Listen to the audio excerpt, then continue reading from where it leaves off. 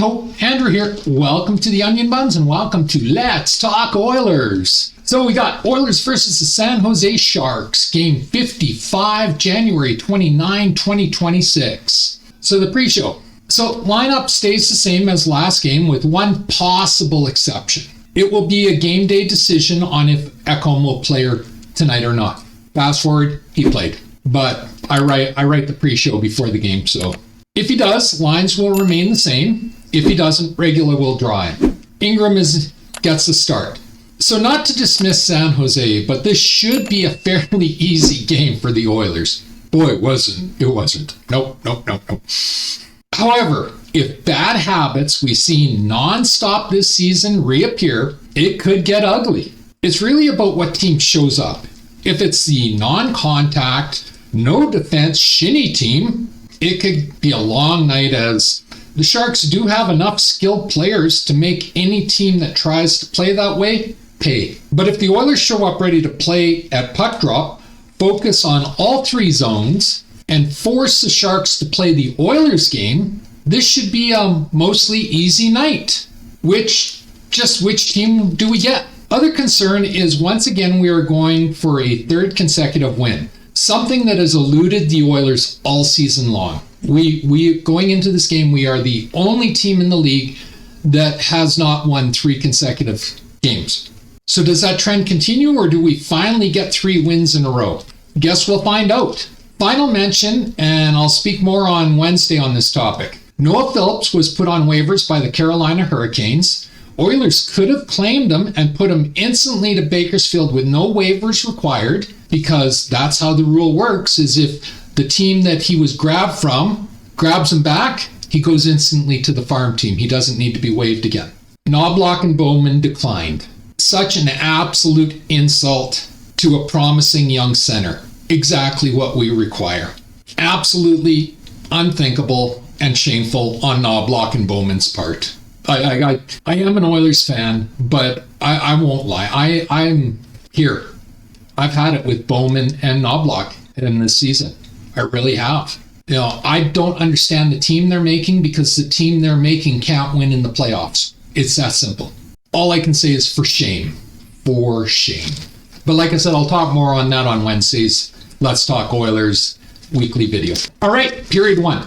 Sharks goal at 19:34, so 26 seconds into the game, the Sharks score. Ekholm turns over the puck in the Oilers zone at the blue line. Bouchard covers absolutely no one, and it's 1-0 Sharks.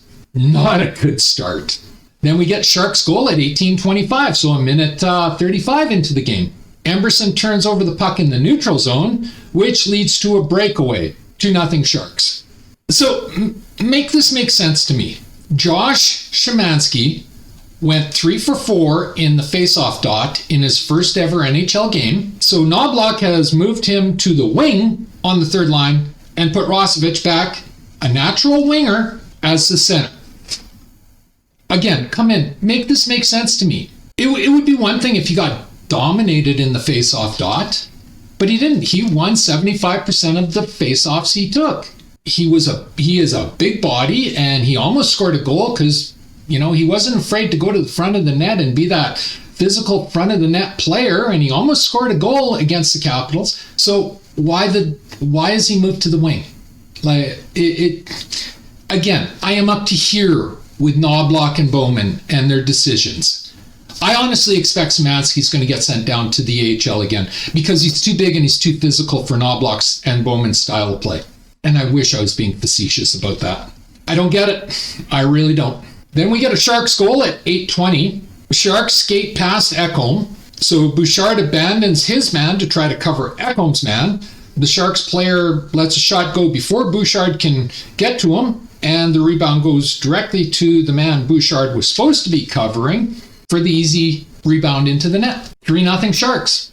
San Jose takes a penalty at 7:19 for hooking. Oilers take a penalty at 7:19. Lazar interference. It's 4-on-4. Nothing comes of it. End of the first. Shots on goal are 8-12 for the Oilers, but the score is 3-0 for the San Jose Sharks. Well, that was ugly. But I've been saying for what feels like all season now, if the Oilers continue to not be ready to play at puck drop eventually this was going to cost us, and that's exactly what happened this period. Ekholm and Bouchard were completely unprepared to play at puck drop, and the Sharks feasted on them like they were chum. Get it? Sharks, chum? One thing I noticed. Now, the Sharks are not a good defensive team. Make no mistake about it. Not by a long shot. Yet around their own net, they are miles ahead of the Oilers. They do not allow opponents to easily sneak behind them in the slot and stand there. And they move the players out of the slot on a very consistent basis. Two things that the Oilers, except for Darnell Nurse, do not do and have been consistently burned because of it this year. It seems like a minor thing, but it's not. It's not remotely a minor thing. But again, we're a small, soft team except for Darnell and Ekholm, so I don't think this is ever going to change. And you can quote me, write it down and quote me. This is what's going to kill us in the playoffs, is the fact that we can't move players out of our slot and that our defense seem oblivious to players sneaking behind them and standing in the slot. So anyway, can the real Oilers show up in the second? We shall see. Period 2. Oilers penalty at 15:21, Bouchard for tripping. Sharks goal at 13:18. Officials wave it off instantly for goalie interference. Personally, I don't think it was goalie interference, but we shall see if the Sharks challenge. It goes to a commercial break. When we come back from the break, Sharks decided not to challenge the call. Score is 3-0 Sharks. Now, I don't think it was goalie interference. There was an Oiler player pushing the Sharks forward enough that you could make the argument that he was pushed in. But it was a 50-50 thing, and I think the Sharks, for good reason, are terrified of the Oilers' power play. So because it was 50-50, they decided not to challenge it. If they were playing another team, I have no doubt they would have challenged it. So Oilers get a break off of reputation, in my opinion. Knobloch has loaded up the top line at 10:50 of the second period. Leon's up with McDavid and Hyman. RNH moves between Podkolzin and Kapanen, but he wasn't done there. Oilers penalty at 6:19, Ekholm for high sticking. I got to give Celebrini on the Sharks some credit here. Wow, Celebrini is a class act. He just made a fan in me. I'll explain in the intermission. And that was the end of the second period. Shots on goal are now 17-20 for the Oilers. Score is still 3-0. So that was a better period for the Oilers, but let's give Sharks some credit here. We have seen the Oilers dominate teams in the second period this season.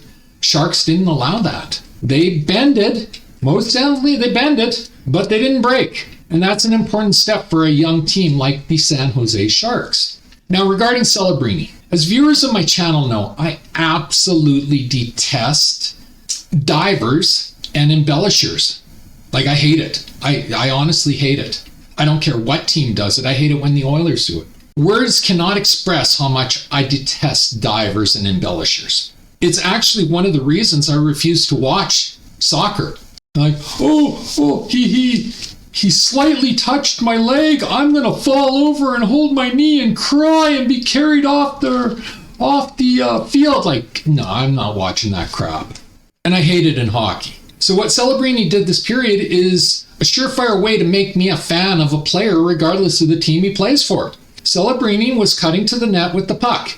Ekholm tried to lift his stick, and his own stick raised up to shoulder level, but did not hit Celebrini's face, or helmet, or head, or anything like that. Celebrini did instinctively move his head as the stick came close, so like the stick came up and he went like this, but that's just reflex. We all do it. It's a flinch. That's what he did, was he flinched. Officials called Ekholm for high sticking. Celebrini instantly went to the official to tell him there was no infraction and the stick didn't hit him. Sadly, because of the NHLPA and the league collective bargaining agreement, the officials are not allowed to review this call. So Ekholm was still penalized. But huge props to Celebrini for at least trying to do the right thing. That's something I will always get behind and cheer for. Celebrini made a fan of this Oilers fan. That's how hockey should be played. And I can't wait to see him play on Team Canada now. Class act all the way. Like, no, I'm not underselling it. He made a fan of me tonight, not only with his play, because that kid's got skill. Wow, does that kid have skill? But because he's a class act. He's how hockey players should act. You know, like we got Marchment. Okay, he riles up the other team. He's an instigator, agitator, and we all want that on our team. But I still don't like it when he embellishes. Honestly, I hate it. You know, I see the value of the player, but I still hate it because that is just the epitome of poor sportsmanship, to embellish. Like, I still remember the day the Sedin sisters lost me as a fan. Like, I'll never cheer for them. I'll never agree that they were class acts because I'm watching a playoff game, and it wasn't even the Oilers, and I think it was the Bruins actually, and the Bruin player went to punch Henrique, but he missed him by about this much. And Henrique's head flies back and he crumples to the ice and he draws the penalty. And I'm like, that's not hockey, that's soccer, and I have absolutely no use for you types. And I don't. To this day, I can't stand the Sedin sisters. And it was for that crap. You don't dive and you don't embellish. It's just, we all have our own different codes of conduct. That is mine. All right, third period. Oilers goal, 1826. Leon from Bouchard and Kapanen. This was the other change, is in the third period, they removed Podkolzin from the second line and put Rosovich up with it. Bouchard shot dribbles through the Shark goalie, but stops in the crease behind the goalie. Leon reaches the puck first and taps it in. 3-1 for the Sharks. Louis is saying Savoy, Podkolzin, and Szymanski have been benched. Now, Louis did come back later and say, no, they did get one shift, but they're not getting any ice time. So basically, they were benched. That surprises me. Podkolzin has had some decent chances this game. Szymanski, he's in his second ever NHL game, so that's kind of understandable. Oilers are down by 2 goals. They need offense. Not a lot has been working for them nothing's been working for them through the first 2 periods because they didn't show up for the first 2 periods. Again. And Savoy disappears as soon as games get difficult. Like, let's call a spade a spade. Matt Savoy is going to be a disappearing act in the playoffs. Anyone who thinks differently is deluding themselves. He is Kyler Yamamoto. And I've been saying that all season, and people have been arguing it. No, don't argue it. He is Kyler Yamamoto. And until he changes his play, I'm sticking with that. But Podkolzin being benched is really surprising to me. Sharks penalty at 12:59, delay a game, puck over the glass. Nothing comes of that, but Oilers pull the goalie at 3:44 for a 6-on-5. Oilers goal at 3:05, McDavid from Leon and RNH. RNH from behind the Sharks net to Leon, who does a cross pass to McDavid, who risks it top right corner. Now, I got to jump in here because if you go back to the last game, I told you, McDavid likes to shoot low. When he shoots high, he usually does score. But 90 to 95% of the time, he shoots low and it gets stopped now. Well, he went high and he got rewarded. I wish McDavid would shoot high at least 50% of the time. Like, I'm not saying he can't shoot low because he's got amazing puck handling and everything like that, but he's predictable with the low shots. I would almost be surprised if the Sharks goalie didn't think the puck was coming low and that's how he beat him, because McDavid likes to shoot low. Anyway, it's 3-2 for the Sharks. Oilers pull the goalie again at 2 minutes. So it's 6-on-5 again.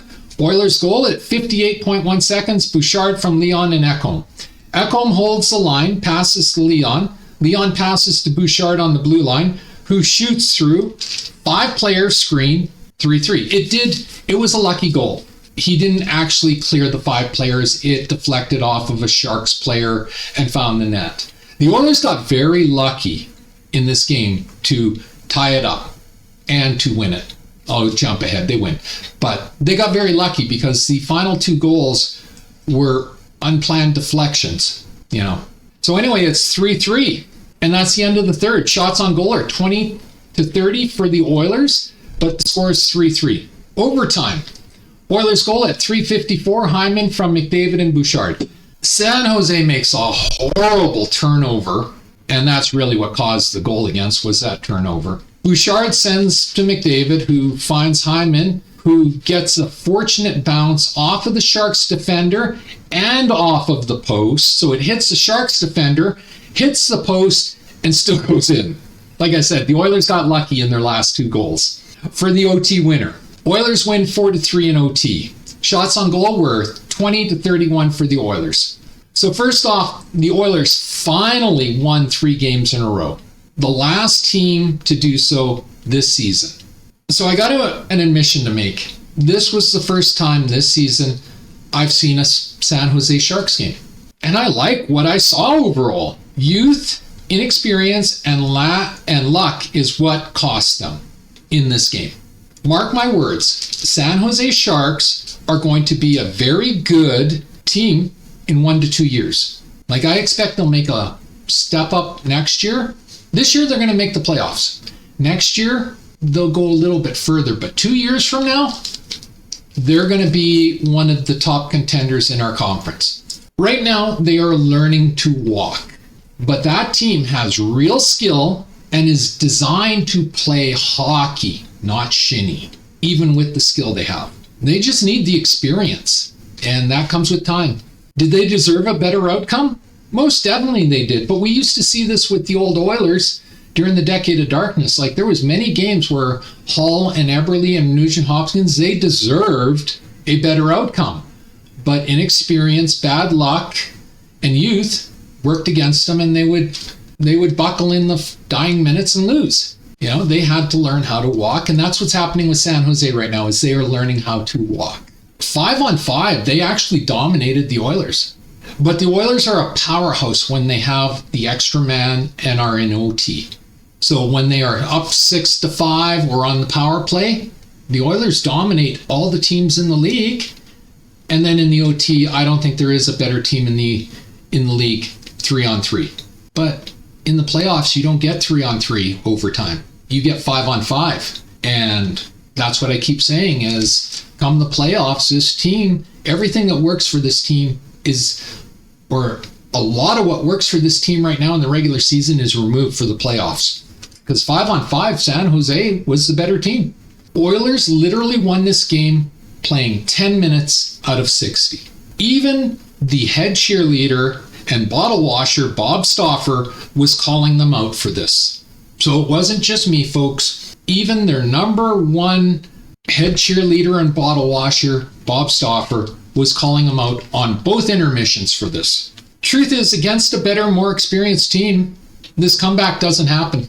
And that's something this team needs to fix before the playoffs. 3 stars. Leon, 1 goal and 2 assists. Bouchard, 1 goal, 2 assists. Hyman, game-winning goal. Slugs, they were outplayed 5-on-5 by a vastly less experienced team. They only played 1 period, and really they only played 10 minutes. But let's give them credit and say they played 1 period out of 3. And they got physically outmuscled, and they did. I gotta be honest, I'm getting tired of saying the same thing every game because they never seem ready at puck drop. And I don't get it. I really don't get it. I don't understand what the problem is being ready to play at puck drop. Please come in the comments, explain it to me, because I don't understand it. Am I glad they won? Sure I am. Of course, I'm an Oilers fan. See the hat? I'm an Oilers fan. But I want to see a full 60-minute effort. I don't want to see these 10-minute efforts or these 20-minute efforts. I want to see a full 60-minute effort. And we never get that this season from this team. We don't. Call a spade, we don't. I think there's been 2 games where I could say they showed up for the entire game. And that's it, out of 55 games. Does the comeback make it exciting? Sure it does. Of course it does. You know, they packed all of the excitement into the final 10 minutes and 1 minute of overtime. You know, so it was exciting hockey for 10 minutes. But it wasn't exciting hockey for the first 50 minutes. But it shouldn't be needed so often either. This last minute heroics, that's not a winning formula. It's great if you have the skill to do it once in a while, but it should not be your game plan. And honestly, it does seem like that's their game plan. The thing I personally take away from this game is, has the free pass for Savoy finally ended? I think that's the first time this season Knobloch has removed him from the equation completely. Now, maybe I'm forgetting one. Somebody come in the comments, tell me, do you remember any other game where Savoy got removed from the equation for an entire period? I don't. Even when he was playing on the fourth line, Knobloch was making sure he was getting minutes. As I said, Szymanski was only in his second NHL game, so it makes sense he sits, watches, and learns. Podkolzin being benched makes no sense to me at all. It really doesn't. But the Oilers retake first place in the division with this win. Oilers are now 28-19-8.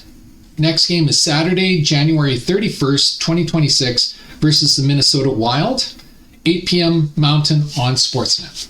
And that's my recap for today. If you like this video, leave a like, a subscribe, and a share. I'm trying to grow my channel, and a like, a subscribe, and a share does me wonders, and I do appreciate it. Takes 1 second to subscribe. Costs you absolutely nothing, helps me immensely. Just hit the subscribe button on the bottom of the screen. If you're watching this on Rumble, please follow my channel. Always feel free to leave a comment. Please, I've asked you a few questions, so come in. Like, do you understand why Podkolzin was benched? Because I don't. Do you understand why this team cannot show up at the start of a game? I don't. And do you understand why Knobloch and Bowman didn't claim Noah Phillips on waivers when it meant they could send him straight to Bakersfield, which was their original plan anyway? I don't. I got more questions than answers from this game. So if you think you know any of the answers, please come into the comment section and tell me. I would love to hear your feedback on this. Also, leaving a comment really does help me with the YouTube algorithm and getting more eyes on my videos. And as always, pew pew pew and shit. Thanks for watching. Have a great day. Bye.